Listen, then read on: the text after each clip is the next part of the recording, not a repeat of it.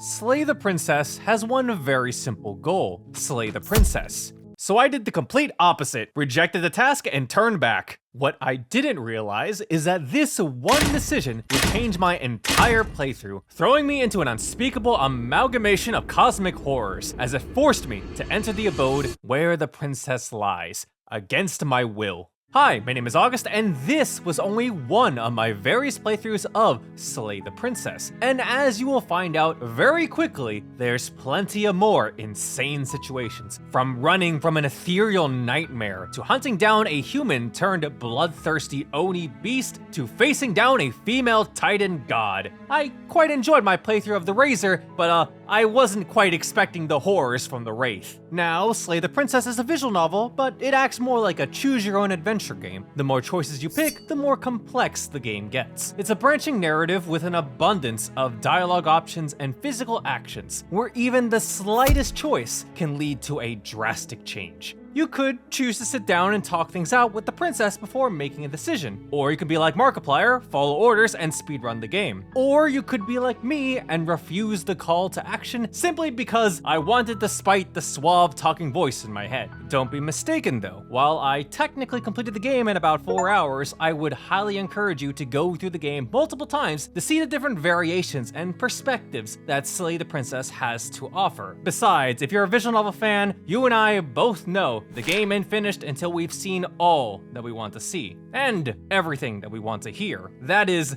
for this game, all of the voices in our head. You're on a path in the woods, and at the end of that path... Oh, let me guess. At the end of that path is a cabin. Excuse me? Another witness to her radiance. I'm here to keep him in check. This is bad. Oh, is it now? I hadn't noticed. Do you need a primer, Mr. Amnesiac? In your journey to slay the princess, you will be accompanied by a formless voice called the narrator, and he's honestly one of the best characters. A warning. She will lie. Yes, don't believe a word she says. Just go in, take the knife, and do what you're supposed to. Wink. Did you just say wink out loud? It feels very similar to the Stanley Parable in regards to the narration, with all of the wit and sarcasm that comes along with messing with the guy. Something I very much enjoyed listening to and continuing to piss off for the hell of it. Like a pair of teenagers in love, you and the princess place your hands on the door together.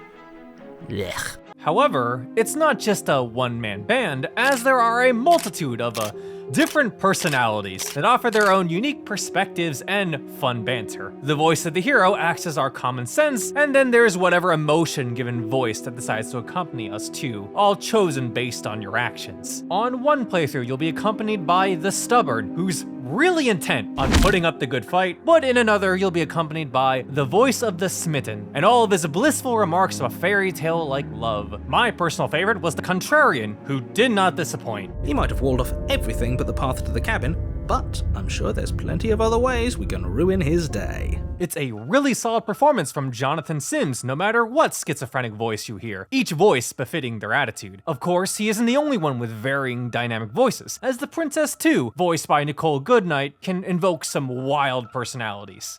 I'm free, and you're not trying to kill me this time. Thank you. Thank you so much. Oh, are you still trying to defy me?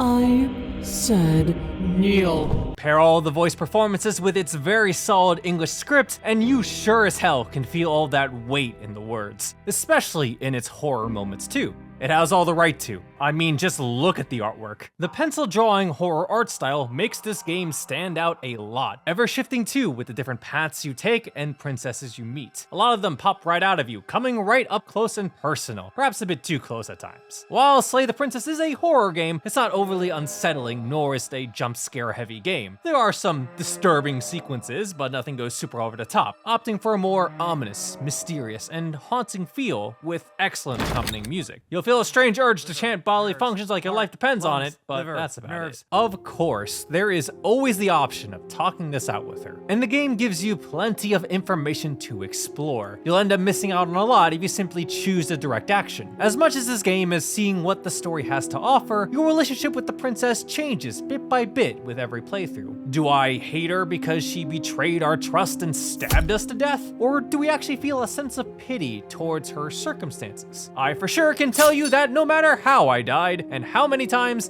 I did enjoy it. No, not in that way. Through this, Slay the Princess subtly wants you to challenge your assumptions and biases, take all the voices and perspectives into consideration, and readjust your motivations and intent, all as reality itself molds itself to your choices. It's nice how the game chooses to place that emphasis through your actions, reflected through how you and the princess grow together, and reward you with one hell of a final climactic bombastic sequence. If the world is going to end because I didn't slay the princess, I mean, why not see how it turns out? Narrator's words of wisdom be damned. There are no wrong decisions after all, but I suppose I did get attached to both the narrator and the princess, our trust constantly evolving. But I also do like to be a very denying person out of fun. Again, what I've just described is only a few of the endless possibilities in Slay the Princess. In fact, you could even say that each playthrough is personalized based on your choices, as indicated by the ending screenshot of the game. Check this visual novel out, it's a fun time. Now, if you're interested in another very unique visual novel, you definitely want to check out this video over here. I would also like to thank everyone on Patreon for supporting me in covering visual novels. You guys are fantastic, and if you would like to be a part of that effort, please consider subscribing.